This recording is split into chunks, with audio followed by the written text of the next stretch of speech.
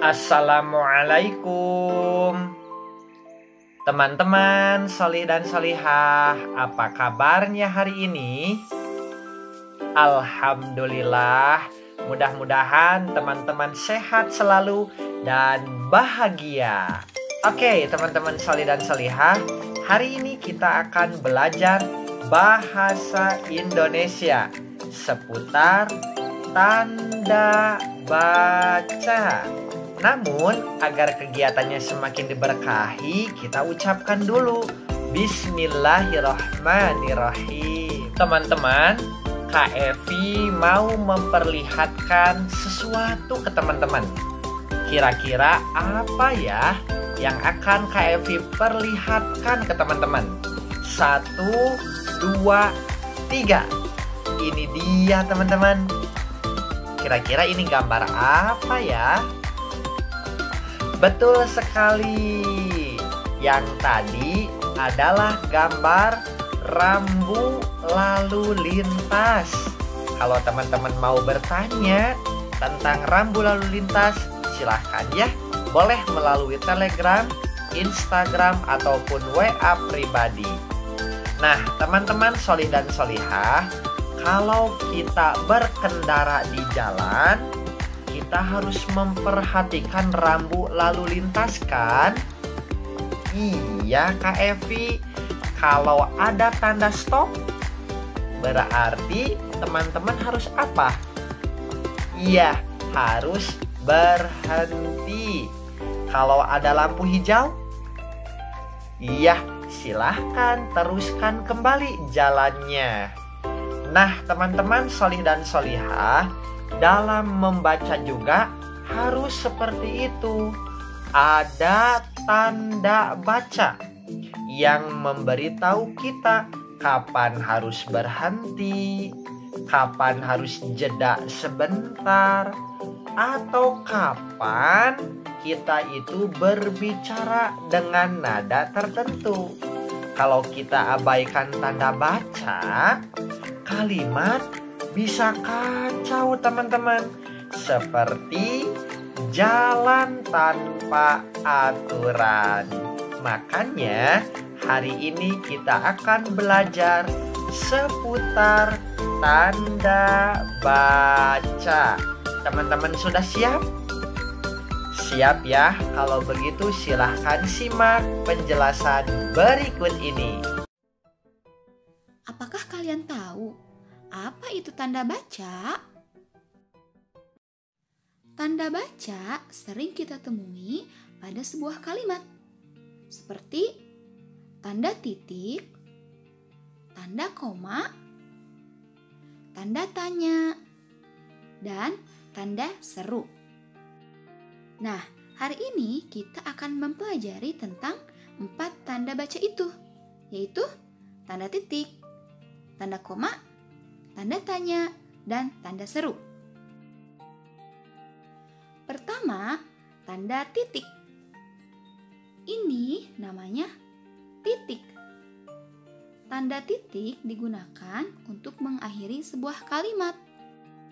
Contohnya, Rudi makan kue cubit. Di belakang kata cubit, pada akhir kalimat berikan tanda titik. Kedua, tanda koma. Ini adalah koma. Tanda koma memiliki 2 fungsi. Fungsi pertama untuk perincian. Perhatikan contoh berikut.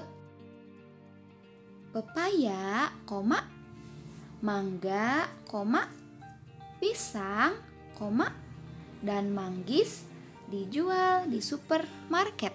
Titik. Nah, tanda koma di sini menunjukkan buah-buah apa saja yang dijual di supermarket.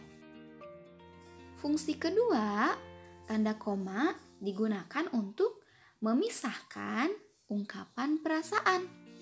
Seperti oh, koma, atau ya, koma, atau wah, koma, atau aduh, koma, atau kasihan, dan lain sebagainya.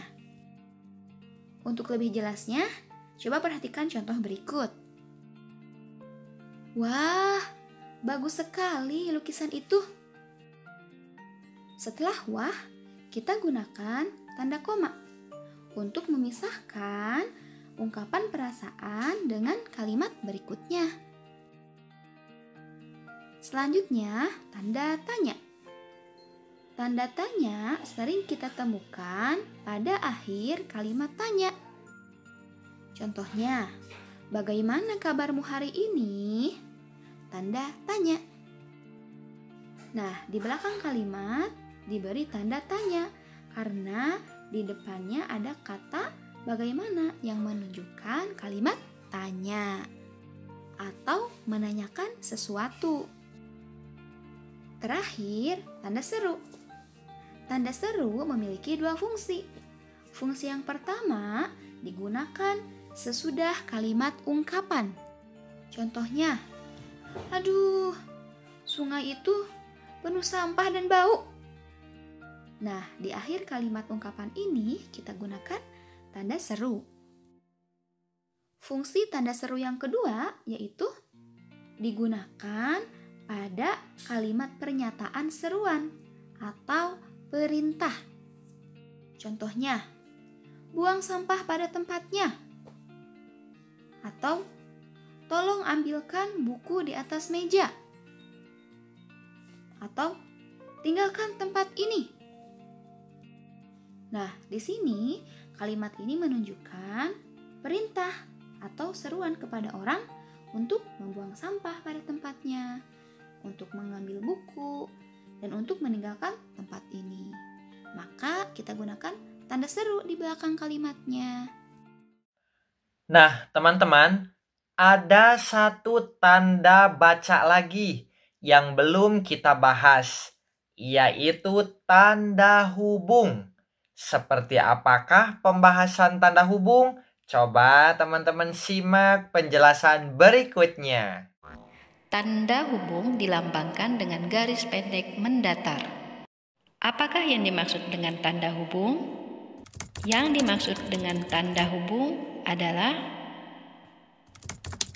tanda garis yang digunakan untuk menghubungkan unsur kata yang terpisah oleh pergantian baris dan memisahkan bentuk kata ulang. Dari arti tersebut dapat kita simpulkan bahwa tanda hubung digunakan pada dua keadaan. Apa sajakah dua keadaan tersebut? Pertama, ketika menghubungkan unsur kata yang terpisah saat pergantian baris. Contoh, lebah mengisap bunga untuk mengumpulkan sarinya yang manis. Lihat yang ditandai dengan lingkaran. Contoh yang lain, Imam, Hafiz, Rofan, Dodo, dan Aziz membersihkan musola selepas sholat asar. Lihat yang dilingkari. Tanda hubung pada keadaan pertama ini berkaitan dengan pemenggalan suku kata.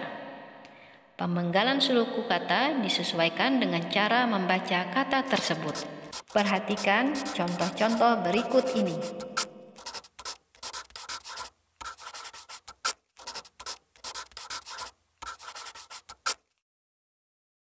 Kondisi kedua, kata hubung digunakan pada saat memisahkan kata ulang. Perhatikan contoh-contoh berikut ini.